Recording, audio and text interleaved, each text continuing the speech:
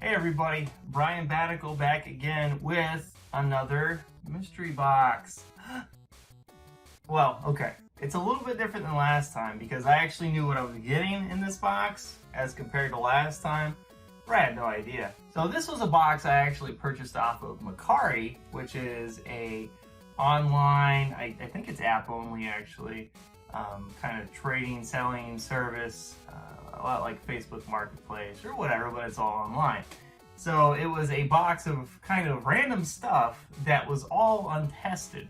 So I knew it was kind of a gamble getting this, but I figured if only one or two of the things in this box worked, it would actually pay for itself. So I wasn't too concerned with it. So let's get into it. So first item that we have is actually WW at the time F Raw for the 32X. Now this is actually an interesting game because I still have the world record in speedrunning the Royal Rumble for the Genesis. Right? So I did not have the 32X version though, which I don't think they added anything to be honest, but I do have the Genesis version and not the 32X version, so I thought it was cool. And it, like I said, weird box full of stuff, so that's just the first thing. Not a whole lot of value in that particular game, but it came with it, so whatever. Next we have a N64 controller. It is a first party one, which is good, great. The joystick on it is a little loose. That might have to be replaced. And then it looks like we have a memory card. It looks to be third party inside the memory card slot. Alright, so it might be stuck in the memory card slot because I can't actually get it out of there. May or may not work, may or may not be good. That might be a testing controller. So we have another N64 controller, and this joystick is actually very good. Very good, actually, very snappy. Real snappy.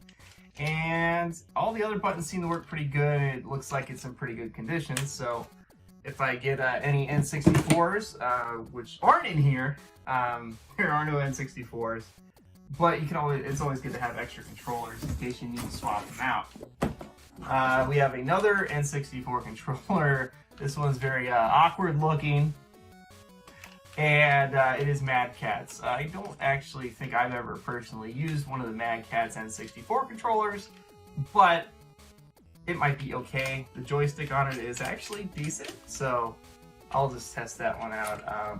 Don't know if that one's worth selling or not. We have a third N64 controller. So already we got 3 N64 controllers. This one is a little grungy looking, and its joystick is a little bit wobbly. So I don't know if I would actually sell this to somebody. It's questionable. Might take it apart, see if I can clean it up a little bit and see how that goes. But alright, so the first of the systems that is in here is a Dreamcast. I don't think there's actually any cords for anything in here, so luckily I own almost every system, so I actually have cords to test systems that I get like this without having to go out and buy extra cords, which is pretty nice. So I'll test this with my cords first, and then if it works, which we're actually going to be doing here in a little bit, I'll actually film testing all these to show you guys if they work or not, and then we'll go through it like that. So it does not look like it's in bad shape at all. Dreamcasts are pretty durable, even if they get tossed around. One of the areas of concern with them, though, like any other, even with the sturdiest Nintendos, is the laser. May or may not work in this, but we'll give it a test. Now, again, they said they were all untested, so it doesn't mean that they're absolutely not going to work. It's just they didn't have the ability to test them themselves. Next up, we have our second system. This is a Genesis version 2. In case you guys did not know, there were actually 3 different versions of the Genesis. Well, actually, kind of 4, but... So 3 like main consoles. There was the 1, 2, and 3. The 1 was a much longer one with a little volume tab on the side. This was the 2, which was almost perfectly square. And then the third one was kind of like a mini. And it was even smaller than this. It was about the size of just the cartridge spot. And they took out some of the other circuit boards. So I do have cords for this as well. So easy test on that one too.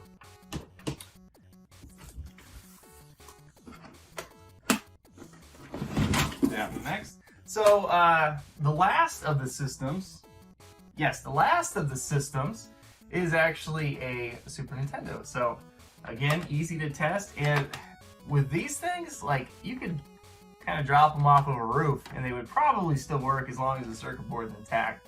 And basically they just need a good cleaning sometimes. So I'm pretty confident that this will work. It doesn't look like it is in too terrible of shape. There is a little bit of wear looking kind of on a little bit of corrosion on the card slot, but it doesn't look too bad. So I've seen worse ones work, so not too concerned about that. So system-wise, we have a Sega Dreamcast, a Sega Genesis, and a Super Nintendo. So these were, I think, the only cords that came with the system, or with this box, and they are, I don't even think I have one of these actually, so interesting to have. These are 3 pairs, or well, I guess a triplet, I don't know. This is 3 sets of Dreamcast controller extension cables.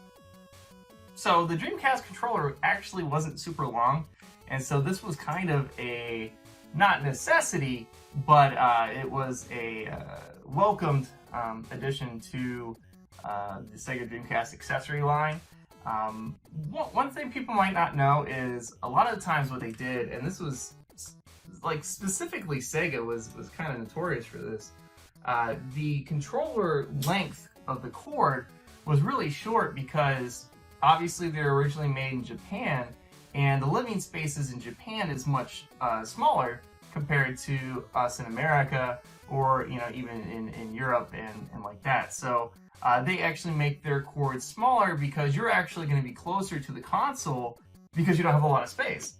So our rooms are generally bigger, and so we needed longer cords for us, and so they wouldn't really have much need for an extension cord like that. But us, yeah, we need them.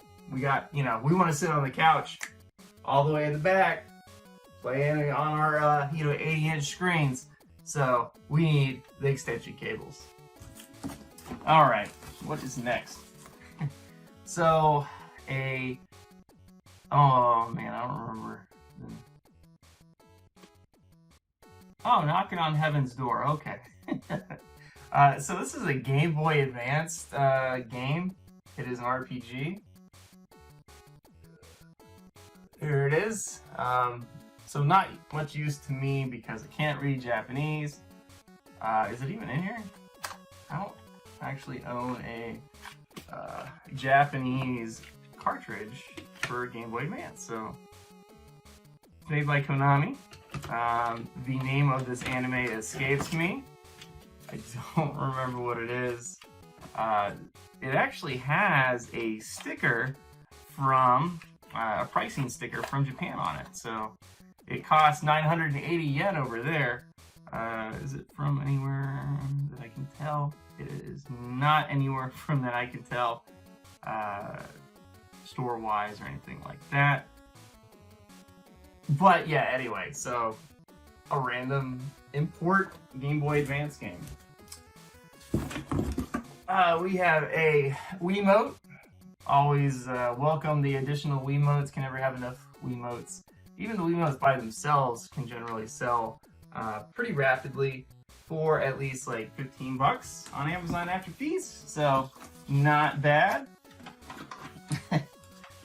And then these guys, so this is a memory card plus, I'll show you guys here. It is a memory card for, I believe, the Sega Saturn.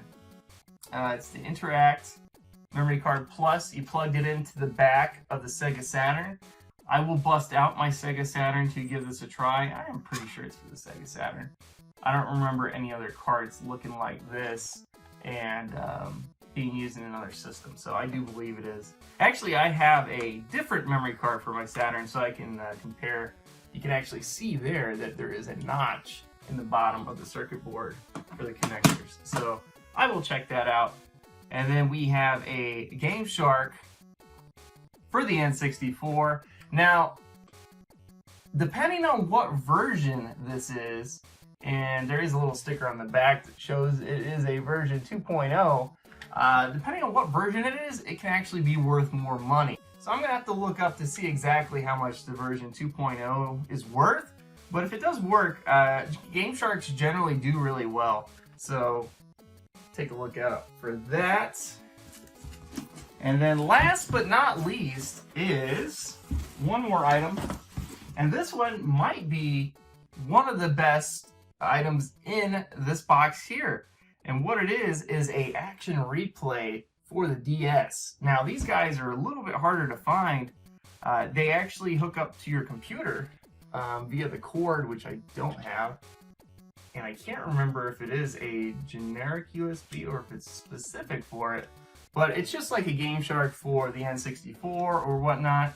You plug it into your DS, and then you plug your game into that. Very popular for games like Pokemon, where you can get specific Pokemon. That's what I always kind of used it for. Every time I ever started a Pokemon game that it was available to have a Game Shark or an action replay for, I always had one of my friends hack me a very low-level Hitmonchan, because Hitmonchan's my favorite Pokemon, and so I would use Hitmonchan through the whole game.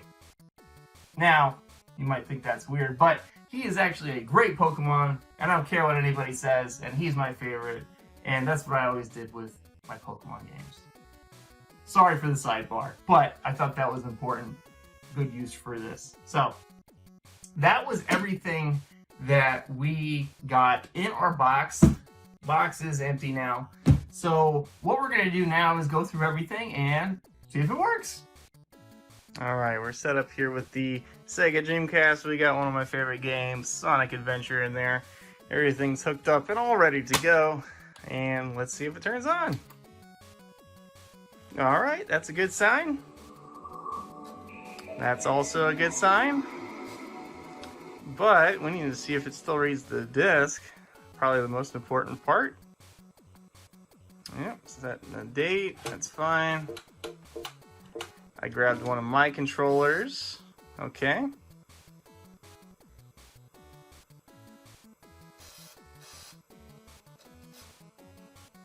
Memory card. No, there's no memory card. That's fine though.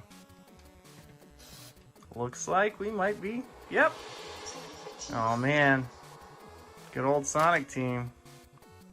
And one of the best soundtracks for any game right here coming up. Oh yeah. So Dreamcast, winner.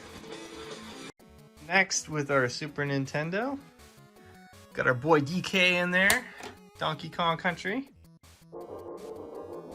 And we got a winner. I do believe we are good to go. Yeah. Awesome.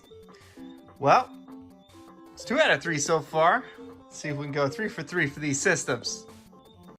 All right, here we go with number 3 with our Genesis. And there we go. Look at that. 3, 4, 3, baby. So, trying out Shinobi 3. Make sure the sound works. Yeah, it does. Look at that. So a little tip I have for anybody that does a lot of testing of systems and games and things like that is actually getting a little setup like this. Now, this is a basically a switchboard for different inputs. In the back, it has a red, yellow, and white plug for everything. It does have the ability to do composite as well as S-video.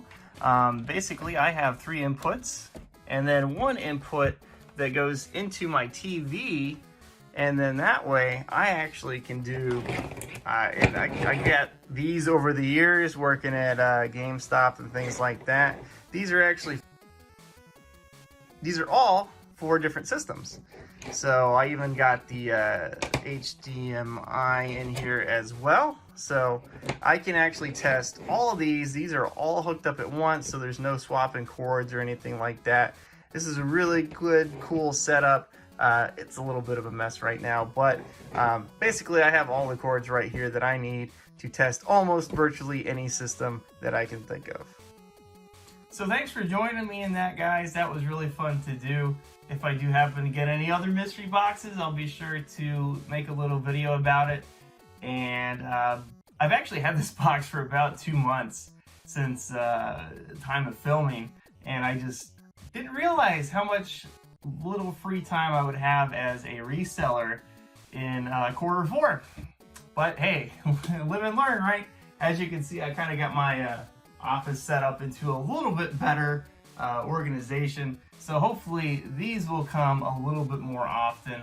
And I really thank you guys for hanging out with me today and checking out my video. If you would like to see more stuff like this, go ahead and make sure you like the video, as well as leave me a comment about the video too. Would you have gotten a box like this? Have you done that in the past? Has it worked out well for you? Has it been really terrible? So far I've had pretty good luck with mine. So make sure you guys stay safe and see ya!